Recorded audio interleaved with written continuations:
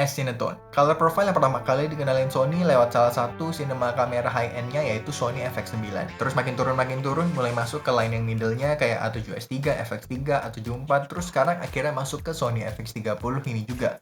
Terus sebenarnya ini tuh apa sih? Kalau ngeliat di website Sony-nya sendiri, profile ini bertujuan buat menyerupai warna dari Sony Venice, kamera Sony yang harganya saingan sama rumah. Jadi dibandingin sama picture profile biasa, ini tuh lebih mengoptimize skin tone-nya dan karakter gambaran diberikan tuh lebih filmic. Pertanyaan yang mungkin ada di kepala, kalau color profile ini berusaha menyerupai kamera high-end cinemanya Sony, berarti sekarang kita harus pakai S-Cinetone atau tetap di S-Log3? Supaya lebih jelas, kita coba ngomongin dulu perbedaannya. Reminder, aku bakal ngomong ini dengan menggunakan kamera Sony FX30 sebagai contoh. Jadi angka yang ada di kamera kalian mungkin akan beda-beda tergantung dari seri kameranya, tapi konsepnya bakal sama-sama aja. Oke, jelas ya? S-Log3 mungkin lebih familiar buat para video shooter, selain karena emang low profile itu lebih umum. Dengan mengambil gambar di profile S-Log3, kita tuh bisa menggunakan seluruh kapabilitas sensor kamera kita, jadi memaksimalkan dynamic range dan informasi yang ditangkap sama kamera kita.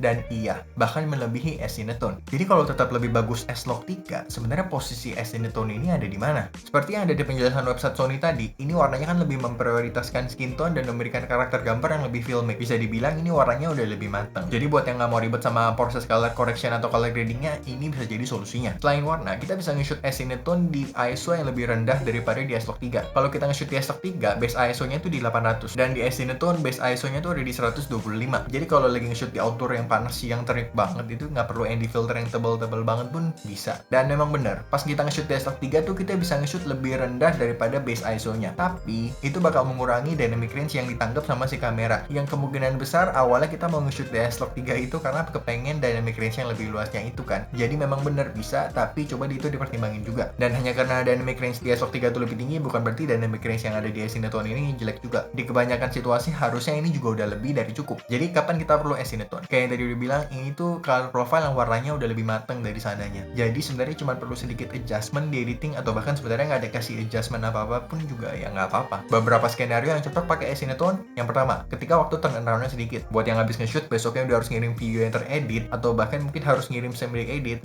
Nah mungkin ini bisa jadi solusinya. Yang kedua, ketika berperan atau di-hire sebagai shooter only. Jadi di suatu project perannya tuh nggak sebagai video editornya juga. Biasanya kan nanti file bakal dikirim ke klien atau ke siapanya gitu ya, pokoknya orang lain. Pas lagi prosesnya shoot kita nanya, ini shootnya mau dipakein low profile nggak? Dan jawabannya bukan iya atau enggak, tapi muka bingung seakan-akan kita ngomong pakai bahasa alien gitu. Biasanya itu adalah salah satu pertanda kalau mendingan kita nge-shoot di S-Cinetone aja, jangan pakai low profile. Dan yang terakhir, buat yang udah pasti suka sama warnanya. Karena gimana pun kalau nggak suka dan lebih prefer nggak pakai picture profile apa-apa juga ya nggak apa-apa. Itu kan namanya preferensi. Jadi ya nggak apa-apa juga. Lalu kapan mendingan pakai S-Log3 dibandingin sama S-Cinetone? Yang pertama, ketika pengen hasil yang maksimal. Karena gimana pun dengan menggunakan S-Log3 ya kamera ini akan merekam dengan dynamic range dan informasi yang lebih daripada S-Cinetone. Seberapa banyak bedanya ya tergantung kameranya lagi. Kedua, yang pengen kontrol lebih di post production. Memang lebih butuh waktu ketika pakai S-Log3, tapi warnanya lebih bisa diatur sesuai kebutuhan kita. Ini bermanfaat banget ketika kita pengen ada suatu looks tertentu yang pengen kita capai, ataupun kita lagi nge-shoot dengan beberapa kamera yang berbeda. Kefleksibelan yang ditawarin sama S-Log3 ini bikin nyamain footage antar kamera yang beda-beda ini bakal jadi lebih gampang. Jadi buat content creator atau videographer yang semuanya ngerjain serba sendiri, pengen satset, pengen hasil straight out of kamera aja udah bagus gitu loh, nggak usah diapa-apain lagi.